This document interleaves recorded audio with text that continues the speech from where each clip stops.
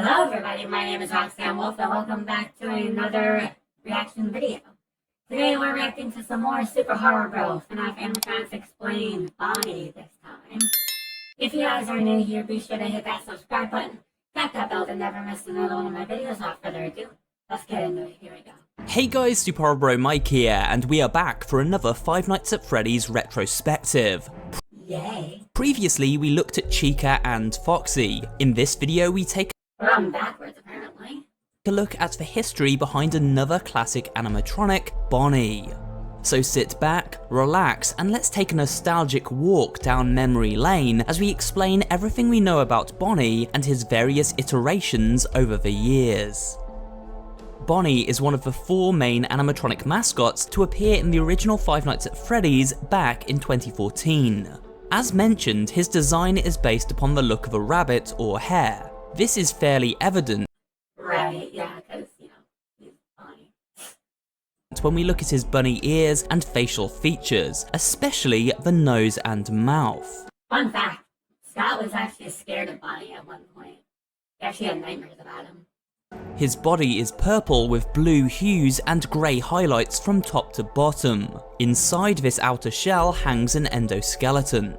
Bonnie wears a red bow tie and carries his signature instrument, the electric guitar, which Yep, he has a nice guitar too. he plays in the Fazbear Band alongside Freddy and Chica. And I'm so glad that Glamour Bonnie from our Pizza Place has actually gotten repaired.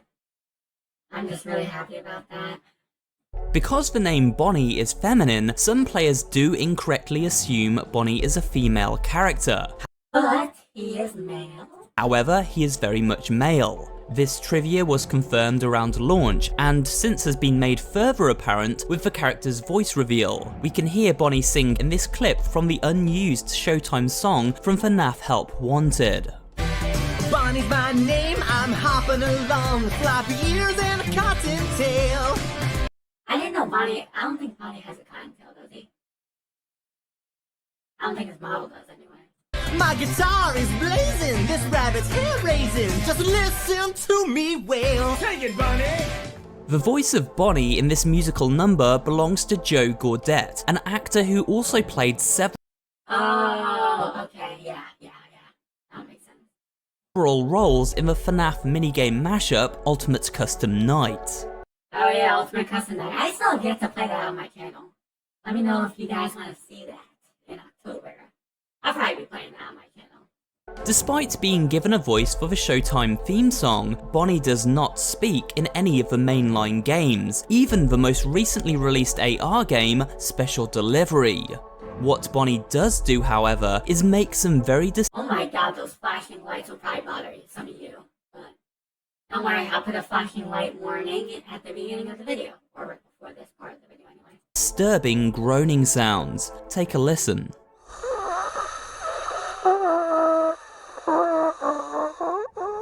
Creepy. Now nobody knows Doesn't really scare me that much though. I mean, I love Bonnie. I love Bonnies. Glamour Bonnie's pretty cool. Plus, he just got repaired, like I said. exactly what this sound is and why it would emanate from Bonnie's endo. The most popular theory used to explain these creepy noises can be found when looking at the tragic story behind all of these animatronics. 5 children went missing, and as we play through the games, we discover their disappearance was linked to the deranged creator of the technology behind the Fazbear animatronics, William Afton. You act like this is William Afton. This is Michael, William Afton's son. But yeah, William Afton is definitely the one who started this company with Henry and all that shit. Afton kidnapped and killed children whose souls then became trapped within these various animatronics, I hate William. I really do. I hate him, man. You literally murder. including Bonnie. So this wheezing is thought to be the sound of a dormant soul. Future Roxanne, don't forget to put flashing lights warning either at the beginning of the video or right before every single part of a flashing light portion of the video. Belonging to the child within, struggling in pain and agony. Wow. While It sounded like a little bit of burping in there. I didn't think about that, actually. I never hear that. Probably because I haven't listened to it that close. But playing the original FNaF, Bonnie attacks the player in a very specific way. He moves from the main stage of a pizzeria to the left side of a restaurant, where he appears first in the dining room, then backstage, and later either the West Hall, supply closet, or behind the office door. Eventually, he will show up in the left doorway, where if we are not quick enough to react, he sneaks inside the office. yep. He does not immediately jump scare the player like the other animatronics, however. He waits until we raise up the surveillance monitor and then attacks after we lower it. While Bonnie is the most active of the animatronics, he is also the easiest to avoid. He certainly moves around the pizzeria quickly, but doesn't linger outside the door for very Perfect balance, too. long, making power conservation fairly simple when he's around. But what was the— Well, I remember one time during Markiplier's playthrough on FNaF 1, his first playthrough actually, he actually encountered Bonnie, and on night 2 is when Bonnie started deciding to stay at the door for a couple hours and wasting all his power. So, yeah, there was nothing you could do about that either, which is kind of annoying, but I think an occurrence like that is pretty rare, so. the influence behind Bonnie when FNaF mastermind Scott Cawthon sat down to create him? Well, much like the other early animatronics found at Fazbear's, seems to have originated from various mascots belonging to fast food chain Chuck E. Cheese. In the case of Bonnie, the two most likely candidates would be Mr. Munch due to his purple colour and chunky build, and Jasper T. Jowls, as he was a guitarist in the band. Huh. Sounds about right. Bonnie also has some of the coolest and creepiest secrets and Easter eggs out of any animatronic from the entire FNaF series. Perhaps the reason for this is because out of all Scott Cawthon's creations, Bonnie is the one who terrifies him the most. In fact, during Yep, I just mentioned this earlier in the video. development of the first FNaF game, Scott actually suffered nightmares from the Purple Rabbit, saying the following: "I actually think Bonnie is the scary one. I had numerous nightmares about Bonnie while I was developing." You know, I actually heard that that one of the reasons why Bonnie's so scary in FNaF 1 is because he has no eyebrows. But I don't know. Could be the case. It would kind of make sense, I think. Developing the game, the other three never scared me that much. So what were some That's interesting. of these creepy Bonnie-themed anomalies? Well, firstly, when switching to the stage camera at the beginning of a night, on rare occasions, Bonnie and his companions will stare ominously back, as if they can sense us watching them.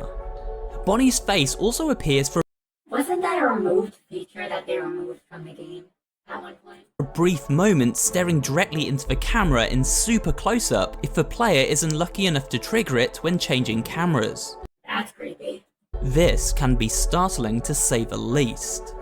However, the most horrifying scare of all comes from an instance where, after triggering a game over screen or when booting into the app, an eyeless Bonnie appears full screen. I think I've gotten this Easter egg before, actually. There is only a 0.1% chance of encountering this screen. You mean a 0.01% chance, as it says right here. That's interesting. I actually got this Easter egg at one point. Fun fact. Which is why it never fails to take people by surprise. Eventually, the eye sockets light up white and the game will return to the title screen a second later. This particular scare likely originated from a real-life incident which caught Scott off guard during early development.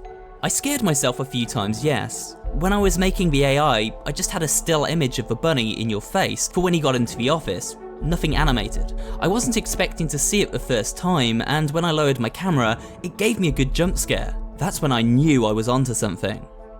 It's also interesting to note that in the original trailer for Five Nights at Freddy's, it is Bonnie who runs down the left hallway in place of Foxy, meaning I'm really really find Bonnie too scary personally, but that's just me. Bonnie's gameplay mechanics. I mean, he can be creepy from time to time, but not really scary that much. I mean, I personally never had any nightmares about him, but, you know. And yes, us animatronics can have dreams, so. Likely changed at some point during development. So we've now taken a detailed look at vanilla Bonnie, but what about some of the alternate forms he has taken over the years? Let's take a look at some of Bonnie's other incarnations. Withered Bonnie, one of my favorites, besides Glamour Bonnie, of course. The first of his FNaF 2 designs, Withered Bonnie is also one of the most unsettling. After scaring younger audiences, Withered Bonnie was retired from use at Freddy Fazbear's Pizza and fell into disrepair, hence his withered name.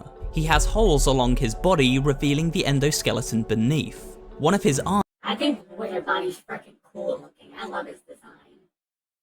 I mean, I love my own design as well, but Withered Bonnie's pretty cool too. I love my design more though. Arms is missing completely, and because, you know, I'm Roxanne. His entire faceplate has been removed, exposing his lower jaw and a mess. I've always loved this feature about Withered Bonnie too. The fact that it has no face is it's pretty cool looking. I just love his design in general too. Of twisted wires. The glow of his eye sockets can also be seen here.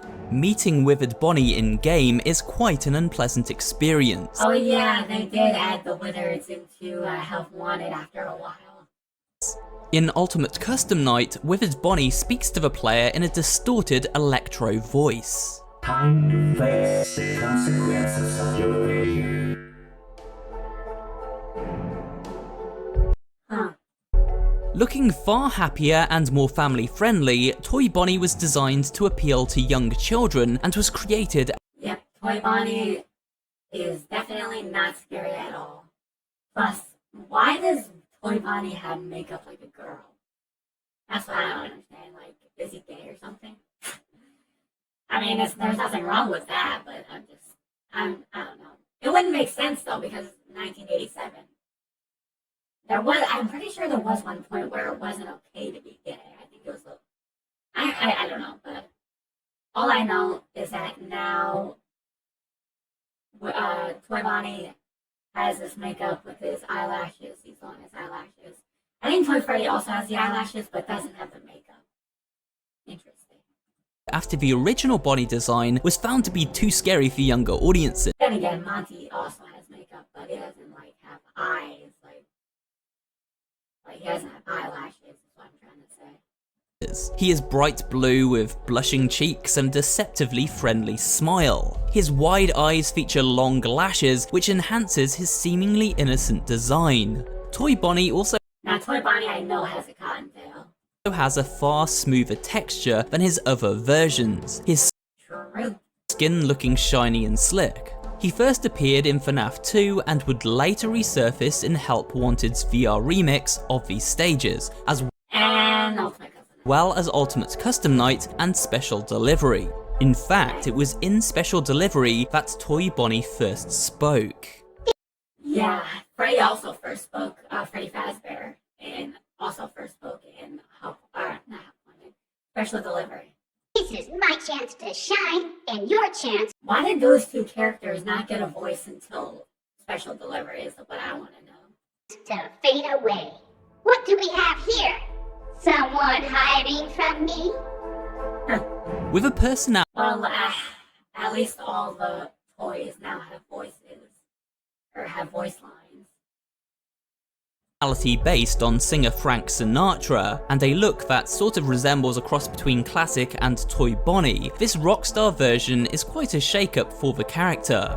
Rockstar Bonnie is not a threat in FNaF 6 Pizzeria Simulator, rather he is purchased as part of the sim aspect of the game and can be used as an entertainer in our restaurant. However, he does show up as an enemy in Custom Night, where he appears in the security office and can only be dispelled if we open our monitor and locate his guitar in time. Fail to do this and a jump scare is received, upon which Rockstar Bonnie will sing to the player in a dulcet tone. What a fine day to come here and say that your face has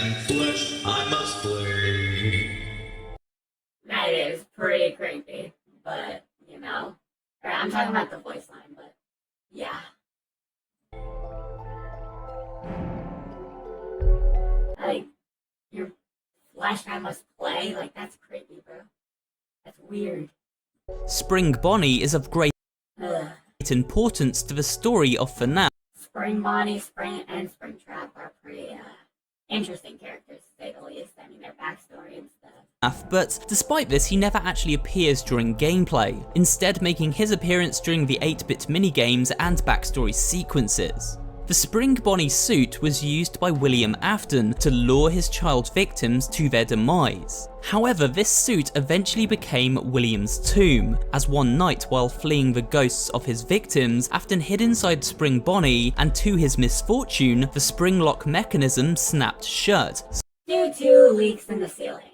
And not to mention, somehow he came back to life at Springtrap, Slicing him open and causing him to fuse with the insides. This led That's actually pretty gruesome, if you think about it. to the creation of Springtrap, who of course featured in FNaF Hey, Springtrap. 3 and was haunted by Afton's spirit. And Bonnet. Bon Bon is an animatronic hand puppet belonging to Funtime Freddy, who first appeared in Sister Location and is clearly based upon the Bonnie design. A female version of this character, known as Bonnet, appeared in Ultimate Custom Night, and marks Bonnie's first and only female variant in the series to date. True.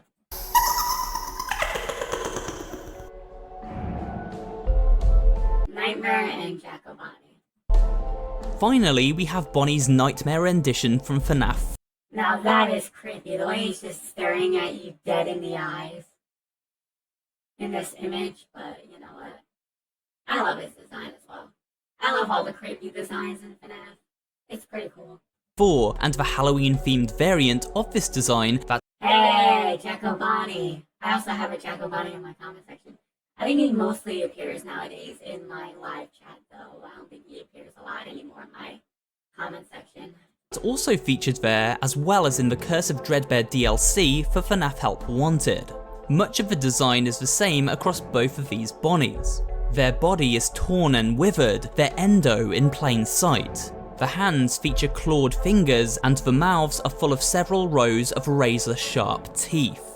Where the Jacko version differs, however, is quite apparent. A raging flame-like light Wait, what was that minigame? I've never seen that one in Help Wanted. emanates from within. This gives the nightmare design a This one I have, though. far more hellish and demonic appearance, which strikes fear into our every encounter with it. Of course, there are other forms Bonnie has taken over the years in various books and spin-off games such as Freddy in Space, but I hope for now this has been an informative and entertaining look at this particular animatronic. If you It definitely was. Like, seriously, Bonnie's such an interesting animatronic. I think all of them are cool, but, like, Bonnie's kind of helpful. Either way, that's it for now, y'all. If you guys enjoyed this video, be sure to leave a like. I sure enjoyed making it, as always. Remember to stay awesome, and remember,